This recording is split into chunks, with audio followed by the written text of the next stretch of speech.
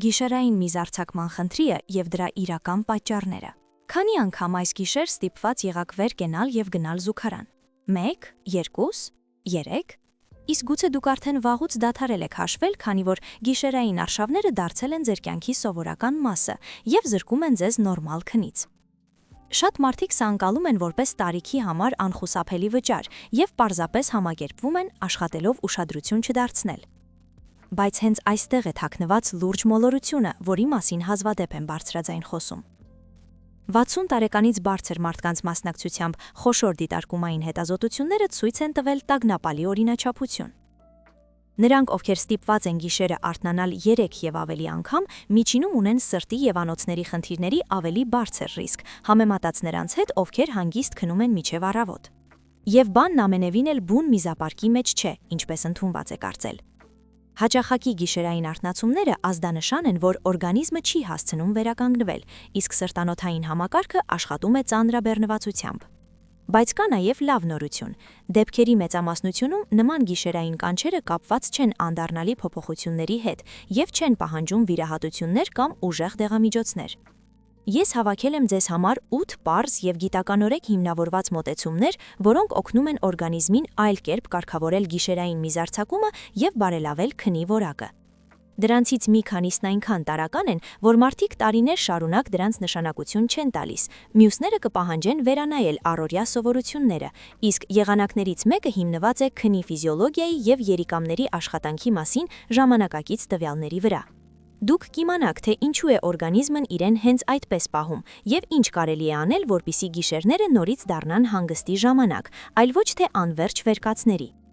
Շատ կարևոր է այս պատմությունը դիտել մինչև վերջ, քանի որ եզրափակիչ հնարքն ուժեղացնում է մնացած բոլորի ազդեցությունը եւ կարող է սկսել գործել արդեն առաջիկա գիշերը։ Ծանոթ իրավիճակներ եւ դրանց ազդեցությունը կյանքի որակի վրա։ Եկեք ես նկարագրեմ մի իրավիճակ, իսկ դուք անկեղծ պատասխանեք ինքներդ ձեզ. եղել է արդյոք ձեզ մոտ այդպես։ Խոր գիշեր, տանը կատարյալ լռություն է, իսկ դուք պառկած եք բաց աչքերով եւ ուժեղ ճնշում եք զգում որովայնի ստորին հատվածում։ Կարծես քնելուց առաջ շատ ջուր էիք խմել, թեև հատուկ սահմանափակել էիք ձեզ եւ մի քանի անգամ նախապես գնացել էիք զուգարան։ Դուք դժվարությամբ վեր եք կենում, մթության մեջ փնտրում եք հողաթափերը, զգուշորեն քայլում եք միջանցքով, բռնվելով պատին, որպեսզի չկորցնեք հավասարակշռությունը, անում եք ձեր գործը եւ վերադառնում անգոլին։ Բայց քունն այլևս չի վերադառնում։ Դուք փակում եք աչքերդ, իսկ մտքերը պտտվում են շրջանով, եւ հաջորդ 1 ժամը անցնում է տագնապի եւ հոգնածության մեջ։ Իսկ հիմա մեկ այլ իրավիճակ, ոչ պակաս ծանոթ։ Դուք պատրաստվում եք գնալ երեխաների, թոռների մոտ կամ սովորական զբոսանքի, բայց ուրախության փոխարեն ձեզ բաց չի թողնում մի միտք, որտեղ է այնտեղ զուգարանը, եւ կհասցնեմ արդյոք տեղ հասնել ժամանակին։ Չի դառնա արդյոք դա անհարմար պահ, ստիպված չեմ լինի բացատրվել կամ արդարանալ։ Դրա պատճառով շատ մարդիկ աստիճանաբար սկսում են հրաժարվել ուղևորություններից, հանդիպումներից, թատրոնից եւ նույնիսկ պարզ զբոսանքներից, որովհետեւ վախը ավելի ուժեղ է գտնվում ակտիվ ապրելու ցանկությունից։ Այդ պահին սովորաբար առաջանում է այն միտքը. դե ինչ արած, տարիքն է, 60-ից հետո բոլորի մոտ էլ այդպես է, բայց դա այդպես չէ։ Հաճախակի գիշերային կանչերը եւ զուգարանի շուրջ մշտական լարվածությունը նորմա չեն եւ ծերացման պարտադիր մաս չեն։ Սա օրգանիզմի ազդանշանն է այն մասին, որ իր աշխատանքը խանգարված է, եւ այս ազդանշանը չի կարելի անտեսել։ Կարևոր է իմանալ, որ դեպքերի մեծամասնությունում նման խնդիրները ենթարկվում են շտկման։ Այսօր ես ձեզ ցույց կտամ 8 կոնկրետ եւ հասկանալի քայլեր, որոնք օգնում են նվազեցնել գիշերային կանչերը եւ բարելավել քնի որակը։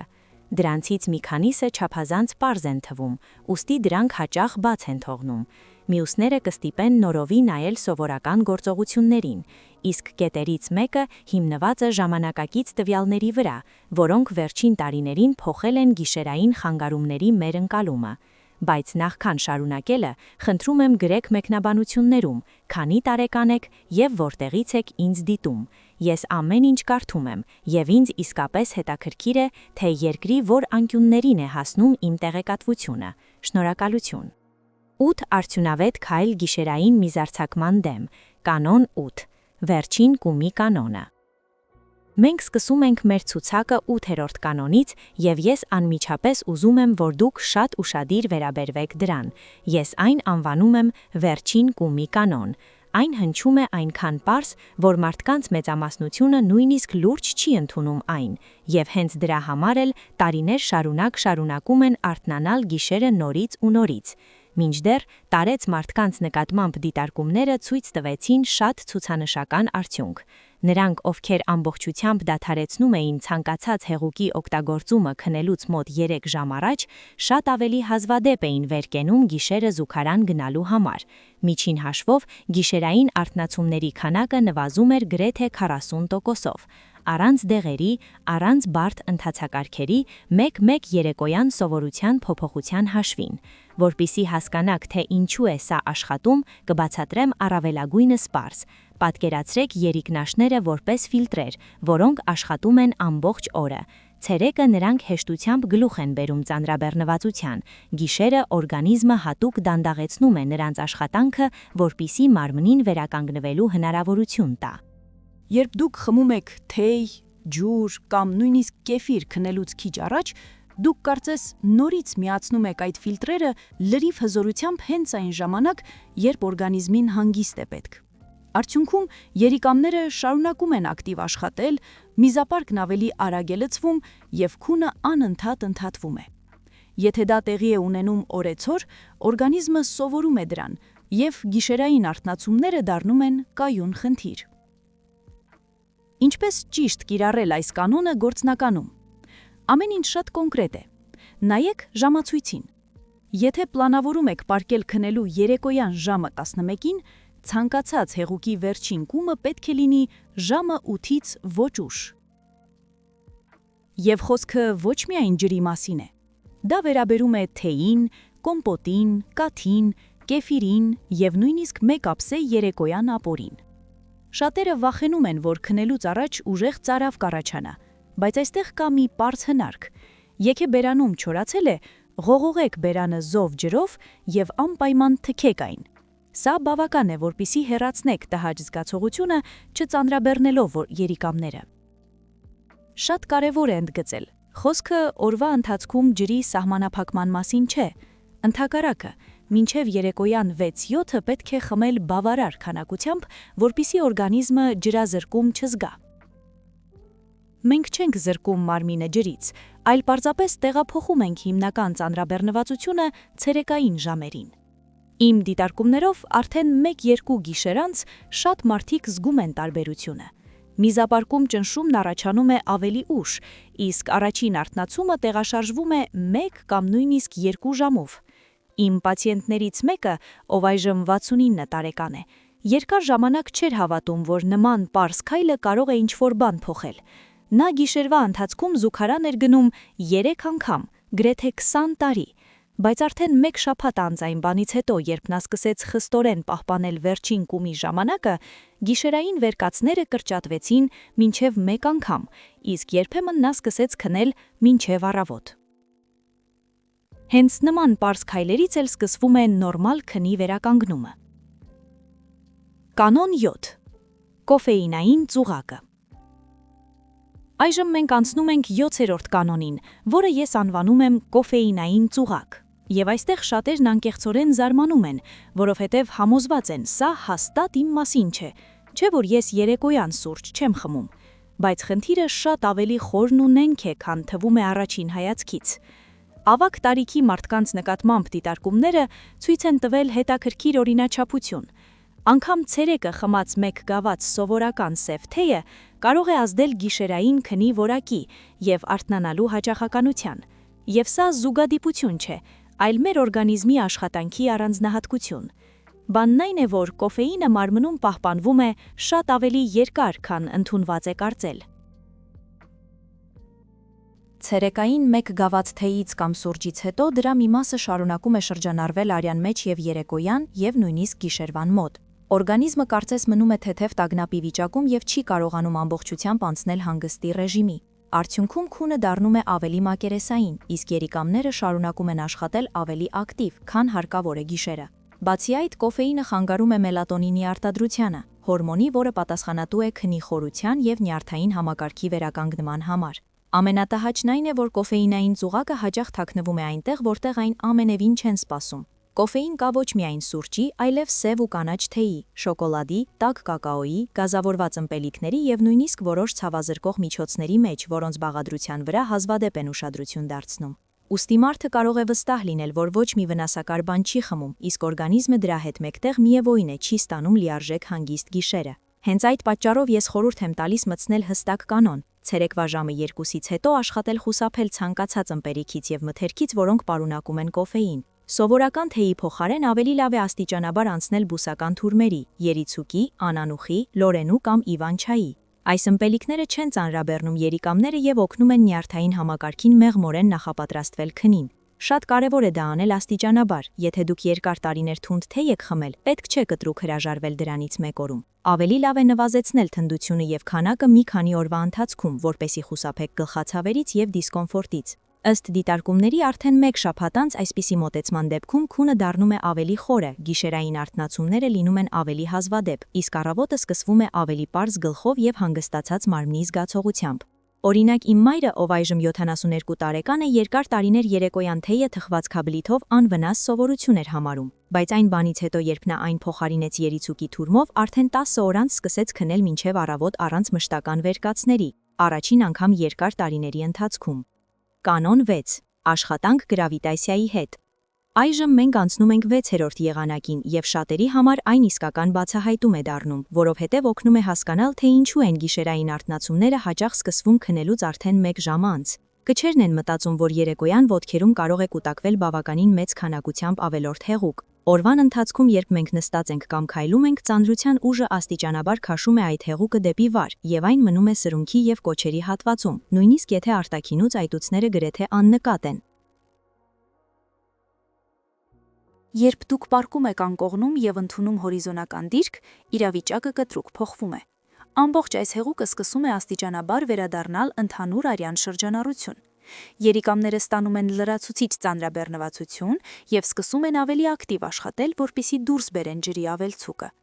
Հենց այդ պատճառով շատ մարդկանց մոտ առաջին գիշերային կանչը հայտնվում է քնելուց մոտ 1 ժամ անց։ Դա տեղի է ունենում ոչ թե այն պատճառով, որ դուք շատ եք խմել, այլ որովհետև հեղուկը ոտքերից նոր է հասել երիկամներին։ Եթե այս գործընթացը կրկնվում է օրեցօր, երիկամների և անոթների վրա ծանրաբեռնվածությունը աստիճանաբար աճում է, և գիշերային արթնացումները դառնում են ավելի ու ավելի հաճախակի։ Կա պարզ և անվտանգ եղանակ օգնելու օրգանիզմին հաղթահարել սա այլ կերպ։ Կլինիկաներում դիտարկումները ցույց են տվել, որ այն մարդիկ, ովքեր ժամանակ էին հատկացնում երեկոյան ժամերին ոտքերը բարձրացնելուն, նկատելիորեն ավելի հազվադեպ էին վեր կենում գեչերը զուգարան գնալու համար։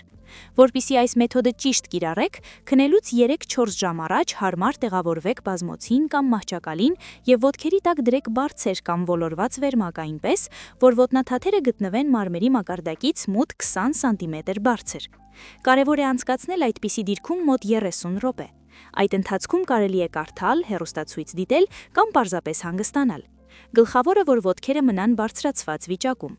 Արդեն իսկ պրոցեդուրայի ընթացքում շատերը զգում են, թե ինչպես է հեռանում ծանրությունը ոտքերից, հայտնվում է թեթևության զգացում, իսկ այտուցվածությունը աստիճանաբար նվազում է։ Արդյունքում գիշերը երիկամները ստանում են ավելի քիչ ավելորդ հեղուկ և զուգարան գնալու պահանջը առաջանում է ավելի հազվադեպ։ Ընդ որում ես անպայման պետք է հիշեցնեմ, եթե դուք ունեք արտահայտված վարիկոզ կամ սրտի լուրջ հիվանդություններ, ոտքերը բարձրացնելու տևողությունն ու հաճախականությունը լավ կլինի քննարկել ձեր բուժող բժշկի հետ։ Կանոն 5. Աղի ծուղակը։ 5-րդ կետը մեր ցուցակում ես անվանում եմ աղի ծուղակ, և խոսքը հիմա գնալու է սովորական կերակրի աղի մասին, հենց այն, որը դրված է խոհանոցի սեղանին գրեթե յուրաքանչյուր տանը։ Շատերը նույնիսկ չեն կասկածում, որ հենց աղը կարող է ուղղակիորեն ազդել գիշերային արթնացումների վրա։ Ավագ տարիքի մարդկանց շրջանում անցկացված դիտարկումները ցույց են տվել հետաքրքրաշար օրինաչափություն։ Նրանք, ովքեր աստիճանաբար կրճատել են աղի քանակը սննդակարգում, հատկապես օրվա երկրորդ կեսին, սկսել են նկատելիորեն ավելի հազվադեպ վեր կենում գիշերը զուգարան գնալու համար։ Միջին հաշվով նման արթնացումների թիվը նվազել է մոտ 1/3-ով, ջստելու ընդամենը մի քանի շաբաթ ընթացքում։ Սա բացատրվում է բավականին պարզ։ Աղը հատկություն ունի պահել ջուրը հյուսվածքներում։ Երբ երեկոյան դուք ուտում եք աղի սնունդ, ավելորդ հեղուկը կուտակվում է օրգանիզմում, նույնիսկ եթե դուք դա չեք նկատում։ Գիշերը պառկած վիճակում այս ջուրը սկսում է ակտիվորեն վերադառնալ արյան հուն, եւ երիկամները ստանում են լրացուցիչ ծանրաբեռնվածություն։ Արդյունքում դրանք սկսում են աշխատել ավելի ակտիվ, իսկ միզապարկը լցվում է ավելի արագ, քան պետք է։ Կա ևս մեկ պահ, որի մասին ոչ բոլորը գիտեն։ Աղի ավելցուկը կարող է բարձրացնել միզապարկի պատերի զգայունությունը, եւ այն սկսում է լցվելու մասին ազդանշաններ տալ սովորականից շուտ, նույնիսկ եթե հեղուկի ծավալը դեռ փոքր է։ Ամենաբարդն այստեղ այն է, որ ավելորդ աղը հաճախ թաքնվում է սովորական մթերքներում։ Այն կա ոչ միայն աղամանի մեջ, այլև երշիկի, նրբերշիկի, ափխտած ձկան, պահածոների, աղի վարունգի եւ լոլիկի, թթու կաղամբի, կոշտ պանիրների, պատրաստի սոուսների եւ նույնիսկ սովորական գնովի հացի մեջ։ Ուստի մարդը կարող է վստահ լինել, որ քիչ աղ է ուտում, բայց իրականում այն ստանալ ավելցուկով ամեն օր։ Իմ հիմնական հանձնարարականն այս կետում շատ գործնական է։ Փորձեք վերցնել աղամանը սեղանից եւ դադարեք աղ ավելացնել արդեն պատրաստի ուտելիքի վրա, հատկապես երեկոյան։ Աղի փոխարեն օգտագործեք կանաչի եւ համեմունքներ՝ սամիտ, մաղադանոս, սխտոր, դափնու տերև։ Դրանք ուժեղացնում են ուտեստների համը, բայց չեն խանգարում նորմալ քնին։ Հատուկ ուշադրություն արժե դարձնել հենց ընթրիքին, որովհետև երեկոյան աղային ծանրաբեռնվածությունը հաճախ հանգեցնում է գիշերային վերկացների։ Ընդ որում կարևոր է հասկանալ, ամբողջությամբ բացառել աղը պետք չէ, այն անհրաժեշտ է օրգանիզմին, բայց դրա քանակը օրվա երկրորդ կեսին պետք է լինի նվազագույն։ Ըստ դիտարկումների արդեն 2 շաբաթ նման փոփոխություններից հետո շատերը նկատում են, որ առավոտյան այտուցները նվազում են, ճնշումը դառնում է ավելի կայուն, իսկ գիշերներն անցնում են ավելի հանգիստ։ Կանոն 4. Միզապարկի մարզում։ Այժմ մենք անցնում ենք 4-րդ եղանակին, եւ այստեղ ես անմիջապես կարևոր բան կասեմ։ Միզապարկը պարզապես պարկ չէ հեղուկի համար, այլ օրգան է, որն ուղղակիորեն կախված է մկանների աշխատանքից։ Իսկ դա նշանակում է, որ այն իսկապես կարելի է աստիճանաբար մարզել, ճիշտ այնպես, ինչպես մենք մարզում ենք ձեռքերը կամ ոտքերը։ Շատերի համար սա հնչում է անսպասելի, բայց ավագ տարիքի մարդկանց նկատմամբ դիտարկումները ցույց են տվել, որ կանոնավոր պարզ վարժությունները օգնում են նկատելիորեն նվազեցնել գիշերային արթնացումների հաճախականությունը։ Մի քանի ամսվա ընթացքում նման ծրագրերի մասնակիցների մոտ գիշերը վեր կենալու քանակը նվազել է ավելի քան կեսով։ Ինչու է դա տեղի ունենում։ Տարիքի հետ կոնքի հատվածի մկանները աստիճանաբար թուլանում են, հատկապես եթե դրանք երբեք ուշադրություն չեն դարձրել։ Արդյունքում միզապարկը սկսում է արձագանքել չափազանց շուտ եւ ուղեղին ազդանշան ուղարկել շտապ զուգարան գնալու, նույնիսկ այն ժամանակ, երբ այն դեռևս միայն մասամբ է լցված։ Առաջանում են այսպես կոչված կեղծ կանչեր։ Հատուկ վարժությունները օգնում են ամրապնդել այս խորանիստ մկանները եւ սովորեցնել միզապարկին հանգիստ պահել հեղուկի ավելի մեծ ծավալ, առանց հրատապության եւ տագնապի զգացման։ Հիմա ես կբացատրեմ, թե ինչպես կատարել այս վարժությունները հնարավորինս պարզ եւ անվտանգ։ Դուք կարող եք դրանք անել աթոռին նստած կամ մահճակալին պառկած։ Փակեք աչքերը եւ պատկերացրեք, որ ցանկանում եք կարճ ժամանակով կանգնեցնել մեզի շիթը։ Լարեք հենց այն մկանները, որոնք պատասխանատու են այդ շարժման համար։ Դուք կզգաք թեթև սեղմում որովայնի ներքևի մասում եւ ոտքերի միջև ընկած հատվածում։ Պահեք այդ լարվածությունը դանդաղ հաշվելով մինչև 5-ը, ապա ամբողջովին թուլացեք եւ տվեք մկաններին 5 վայրկյան հանգստանալու հնարավորություն։ Դրանից հետո նորից զգուշորեն լարեք մկանները, հաշվելով մինչև 5-ը եւ նորից թուլացեք։ Մեկ այսպիսի ցիկլը պետք է կրկնել 10 անգամ։ Սա կլինի 1 մոտեցում։ Օրվա ընթացքում խորհուրդ է տրվում անել 3 մոտեցում։ Առավոտյան արթնանալուց հետո, ցերեկը եւ երեկոյան քնելուց առաջ։ Շատ կարևոր է այդ ընթացքում չլարել որովայնը, հետույքը կամ ազդրերը։ Պետք է աշխատեն միայն կոնքի հատակի մկանները։ Շնչեք հանգիստ, մի պահեք շնչառությունը։ Եթե առաջանում է մեղմ ջերմության կամ որովայնի ներքևի հատվածում թեթև լարվածության զգացում, նշանակում է դուք ամեն ինչ ճիշտ եք անում։ Առաջին նկատելի փոփոխությունները սովորաբար ի հայտ են գալիս ոչ միանգամից, այլ աստիճանաբար, կանոնավոր պարապմունքներից մոտ մի քանի շաբաթ անց։ Կանչերը դառնում են ավելի հազվադեպ, իսկ դիմանալը դառնում է ավելի հեշտ, առանց դիսկոմֆորտի եւ շտապողականության։ Իմ պացիենտներից Անտոնինան Կազանից, ով այժմ 71 տարեկան է, երկար ժամանակ ամաչում էր նույնիսկ բարձրացնել այս թեման։ Նախկինում առաջին իսկ զգացողության դեպքում նա վեր էր թռչում անկողնուց եւ չհասցնելու վախից։ Այն բանից հետո, երբ նա սկսեց կանոնավոր կատարել այս վարժությունները, գիշերային արթնացումները սկսեցին շատ ավելի հազվադեպ պատահել, իսկ զուգարան գնալը դադարեց լինել մշտական լարվածության աղբյուր։ Կանոն 3. Ջերմաստիճանային գաղտնիք։ Այժմ մենք անցնում ենք 3-րդ եղանակին, որը ես անվանում եմ ջերմաստիճանային գաղտնիք։ Եվ անմիջապես ձեզ մի պարզ հարց կտամ. հաճախ են արդյոք ձեր ոտքերը սառը լինում երեկոյան ժամերին։ Եթե այո, ապա իմացեք, մրսող ոտնաթաթերի եւ դեպի զուգարան գիշերային արշավների միջև կա շատ ավելի սերտ կապ, քան ընդունված է կարծել։ Տարեց մարդկանց նկատմամբ դիտարկումները ցույց են տվել, որ նրանք, ում ոտքերը երեկոյան եւ գիշերը սառն էին մնում, զուգարան գնալու համար արթնանում էին զգալիորեն ավելի հաճախ, քան նրանք, ովքեր պահպանում էին ջերմությունը ոտնաթաթերի հատվածում։ Սա բացատրվում է բավականին պարզ։ Երբ ոտքերը մրսում են, դրանցում անոթները ավտոմատ նեղանում են, օրգանիզմը դա անում է որպես պաշտպանական ռեակցիա։ Արդյունքում, արյան մի մասը սկսում է վերաբաշխվել դեպի մարմնի կենտրոն։ Երիկամները այս պահին ստանում են արյան ուժեղացված հոսք եւ սկսում են աշխատել ավելի ակտիվ, քան դրանց հասնում է գիշերը։ Դրա պատճառով ավելի շատ մեզ է գոյանում եւ կանչերը հայտնվում են ավելի հաճախ։ Բացի այդ, ցուրտն ինքնին գործում է որպես ստրես օրգանիզմի համար, նյարդային համակարգը դարձնում է ավելի լարված, իսկ միզապարկը ավելի զգայուն։ Լավ նորությունն այն է, որ այս մեխանիզմը հեշտ է վերցնել վերահսկողության տակ։ Ամենապարզ բանը, որ դուք կարող եք անել, անմիջապես քնելուց առաջ հագնել տաք գուլպաներ բամբակից կամ բնական բրդից։ Ոչ ցերեկը եւ ոչ նախապես, այլ հենց երեկոյան, երբ օրգանիզմը պատրաստվում է գիշերային հանգստի։ Եթե ոտքերը խիստ մրսում են, կարելի է մահճակալի մեջ ոտքերի տակ ջեռակ դնել, որպեսզի ստեղծվի ջերմության կայուն զգացողություն։ Բայց ամենաարդյունավետ եղանակը, որը լավ է դրսևորել իրեն շատ մարդկանց մոտ, ոտքերի համար տաք վաննաներն են։ Քնելուց մոտ 1 ժամ առաջ ոտնաթաթերն իջեցրեք հարմարավետ տաք ջերմաստիճանի ջրի մեջ եւ պահեք դրանք այնտեղ մոտ 15 րոպե։ Ջրի մեջ կարելի է ավելացնել մի փոքր ծովի աղ կամ լավանդայի յուղի մի քանի կաթիլ։ Սա օգնում է մարմնին ավելի արագ թուլանալ։ Սովորաբար արդեն պրոցեդուրայի ժամանակ հայտնվում է մեղմ ջերմության զգացում, որը աստիճանաբար տարածվում է ամբողջ մարմնով, իսկ լարվածությունը հեռանում է։ Շատ կարևոր է հիշել անվտանգության մասին։ Եթե դուք ունեք շաքարային դիաբետ կամ մաշկի նվազած զգացողություն, անպայման ստուգեք ջրի ջերմաստիճանը, արմունկով կամ ձեռքով, որպեսզի այն լինի տաք, բայց ոչ այրող։ Կանոն 2. Դդմի սերմեր։ Այժմ մենք մոտեցանք երկրորդ եղանակին, որը ես անվանում եմ դդմի ոսկի։ Խոսքը գնալու է սովորական դդմի սերմերի մասին, ամենապարզ եւ հասանելի, որոնք կարելի է գնել ցանկացած շուկայում կամ մոտակա խանութում։ Շատերը նույնիսկ չեն գլխի ընկնում, թե ինչ հսկայական օգուտ դրանք կարող են բերել հենց զուգարան գիշերային արշավների դեպքում։ Եվ իզուր չէ, որ ես այս եղանակն այդքան բարձր եմ դնում իմ ցուցակում։ Ամբողջ բանը դրանց բաղադրության մեջ է։ Դդմի սերմերի մեջ պարունակվում է շատ մեծ քանակությամբ մագնեզիում, մեր օրգանիզմի համար կարևորագույն միներալներից մեկը։ Մագնեզիումն օգնում է մկաններին թուլանալ մեղմ եւ բնական ճանապարհով։ Սա վերաբերում է նաեւ միզապարկի պատերին։ Երբ մագնեզիումը չի բավականացնում, միզապարկը դառնում է գրգռված, արձագանքում է չափազանց կտրուկ եւ լցվելու մասին ազդանշաններ է ուղարկում ժամանակից շուտ։ Սերմերն օգնում են նվազեցնել այս ավելորդ լարվածությունը եւ դարձնել կանչերն ավելի հանգիստ։ Բացի այդ, դդմի սերմերի մեջ կան հատուկ բուսական նյութեր՝ ֆիտոստերոլներ։ Դրանք աջակցում են կոնքի հատակի մկաններին եւ օգնում միզապարկին դատարկվել ավելի ամբողջական։ Դա շատ կարևոր է, որովհետև մնացորդային հեղուկը հաճախ դառնում է կրկնակի գիշերային կանչերի պատճառ։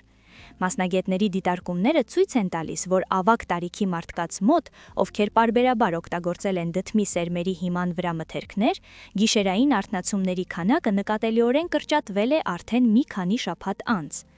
Որպեսզի սերմերից ստանաք առավելագույն օգուտ, ես ուզում եմ ձեզ սովորեցնել այսպես կոչված դդմի կաթի պատրաստման պարզ եւ հարմար եղանակ։ Վերցրեք 2 ճաշի գթալ հում, մաքրված դդմի սերմեր։ Ուշադրություն դարձրեք, դրանք չպետք է լինեն բոված եւ չպետք է պարունակեն աղ։ Մանրացրեք դրանք սրճաղացի մեջ մինչև մանր փոշու վիճակի։ Վրան լցրեք 1 բաժակ տաք ջուր, ոչ եռման, այլ պարզապես տաք։ Մանրակրկիտ խառնեք եւ թողեք թրմվի մոտ 10 րոպե։ Այս ըմպելիքը պետք է խմել տաք վիճակում, քնելուց մոտ 1 ժամ առաջ։ Շատ կարևոր է այն խմել նստվածքի հետ միասին, որովհետև հենց դրա մեջ է պարունակվում հիմնական օգուտը։ Դրանից հետո անպայման գնացեք զուգարան նախքան անկողին մտնելը։ Շատերը նշում են, որ նման ըմպելիքից հետո հայտնվում է հաճելի ներքին ջերմություն, միզապարկը թուլանում է, իսկ գիշերային կանչերը դառնում են պակաս կտրուկ եւ տագնապալի։ Հիշեք կարևոր մի պահ. սերմերը պետք է լինեն հենց հում։ Ցանկացած բովում գրեթե ամբողջությամբ ոչնչացնում է օգտակար նյութերը։ Միակ հակացությունը կարող է լինել անհատական ալերգիան դդմի նկատմամբ։ Կանոն 1. կրկնակի միզարձակում և երեկոյան ռիտուալ։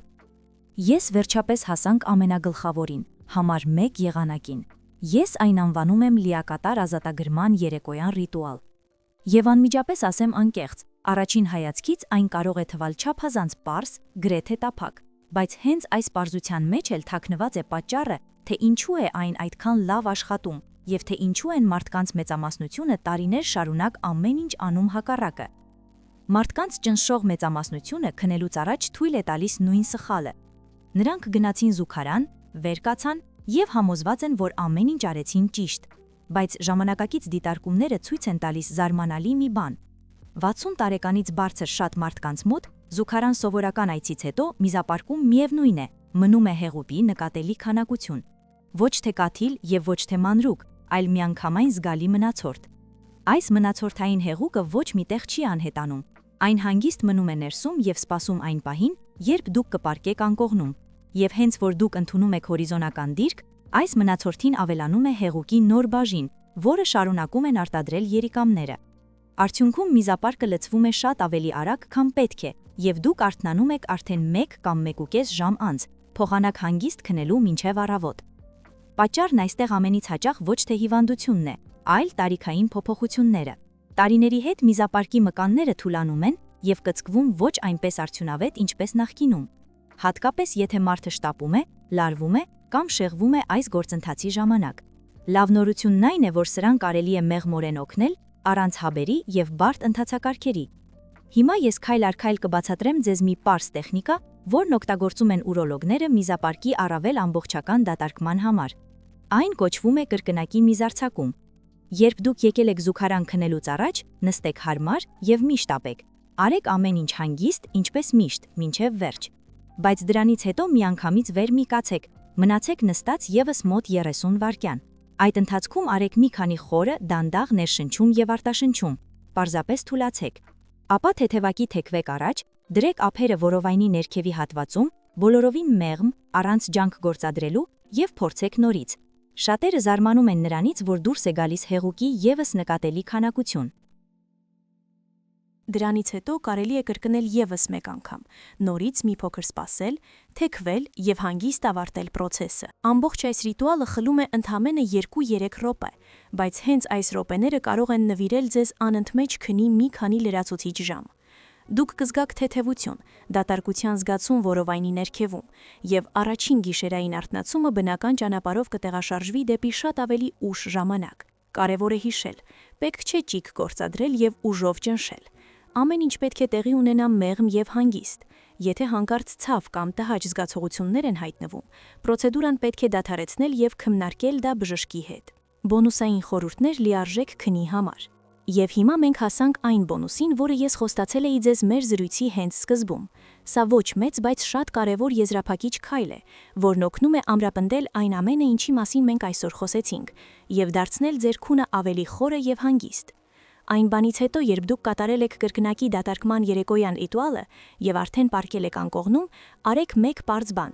Վերցրեք սովորական տաք ջեռակ և դրեք այն որովայնի ներքևի մասում, ցայլոսկրից մոտ մի քանի սանտիմետր բարձր։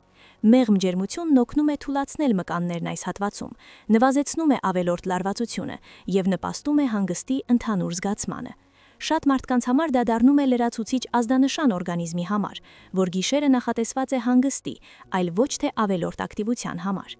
Պարկեք ջեռակով մոտ 10 րոպե, մինչ քնում եք։ Շատ հաճախ սա բավական է լինում, որպեսզի ներքին լարվածության զգացումը հեռանա,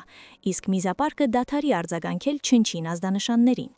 Կարևոր է, որ ջեռակը լինի հենց տաք, այլ ոչ թե այրող, և որ ձեզ հարմարավետ լինի։ Կա ևս մեկ ոչ մեծ հնարք, որը ես խորհուրդ եմ տալիս իմ պացիենտներին։ Եթե դուք այնուամենայնիվ արթնացել եք գիշերը կանչից, միանգամից վեր մի թռեք։ Մնացեք պարկած և արեք 3 դանդաղ խորը ներշնչում և 3 հանգիստ արտաշնչում։ Հաճախ նման կանչերը պարզվում են կեղծ, կապված ոչ թե իրական անհրաժեշտության, այլ նյարդային լարվածության կամ օրգանիզմի սովորության հետ։ Եթե 1 րոպե անց զգացողությունները չեն անցել, ապա հանգիստ վեր կացեք և գնացեք զուգարան, առանց շտապելու և տագնապի։ Ամփոփում։ Մենք ձեզ հետ անցկացրինք միասին արդեն մոտ 30 րոպե, և ես անկեղծորեն շնորհակալ եմ ձեզ, որ դուք դիտեցիք այս տեսանյութը մինչև վերջ։ Եկեք կարճ հիշենք բոլոր 8 եղանակները, որոնց մասին մենք այսօր խոսեցինք։ Համար 8. Վերջին կումի կանոնը, երբ ցանկացած հեղուկ մենք դադարեցնում ենք քնելուց 3 ժամ առաջ։ Համար 7. Կոֆեինային պարետային ժամ ցերեկվա ժամը 2-ից հետո։ Համար 6. Աշխատանք գրավիտացիայի հետ եւ ոտքերի երեկոյան բարձրացում։ Համար 5. Զգույշ վերաբերմունք աղին, հատկապես ընթրիքին։ Համար 4. Միզապարկի կանոնավոր մարզում։ Համար 3. Ջերմաստիճանային կոմֆորտ եւ տաք ոտքեր քնելուց առաջ։ Համար 2. Դդմի սերմեր, որպես երեկոյան թուլացման աջակցություն։ Եվ համար 1. Կրկնակի միզարձակման տեխնիկա քնելուց առաջ։ Ես ձեզ շատ խնդրում եմ գրել մեկնաբանություններում, թե այս քայլերից որից կսկսեք արդեն այսօր։ Ձեր փորձը կարող է աջակցել մեկ այլ մարդու, ով հենց հիմա խոր գիշերով կարդում է մեկնաբանությունները եւ մտածում, որ ինքը մնացել է իր խնդրի հետ դեմ առ դեմ։ Խնդրում եմ, կիսվեք այս տեսանյութով մտերիմների, ընկերների կամ հարևանների հետ։ Երբեմն հենց այսպիսի տեղեկատվությունն է ինչ-որ մեկի համար դառնում իսկական հենարան։ Բաժանորդագրվեք ալիքին եւ սեղմեք զանգակի վրա, որպեսի բաց չթողնեք հաջորդ թողարկումները, որտեղ մենք խոսելու ենք սնուցման եւ պարզ սովորությունների մասին, որոնք օգնում են պահպանել երիկամների եւ անոթների առողջությունը։ Եվ վերջում ուզում եմ ասել ամենակարևորը. տարիքը ընդամենը թիվ է անձնագրում։ Այն չպետք է որոշի ձեր քնի որակը, ձեր ազատությունը եւ ձեր ինքնազգացողությունը։ Ինքներդ ձեր մասին հոգատարությունը սկսվում է փոքրիկ հանգիստ քայլերից, եւ դուք արդեն արել եք դրանցից առաջինը այսօր։ Թող ձեր գիշերները դառնան ավելի լուռ, քունը ավելի խորը, իսկ առավոտը ավելի առույգ։ Ձեզ հետ է Մարիա Գոնյանը։ Պահպանեք ձեզ եւ մինչ հանդիպում հաջորդ տեսանյութերում։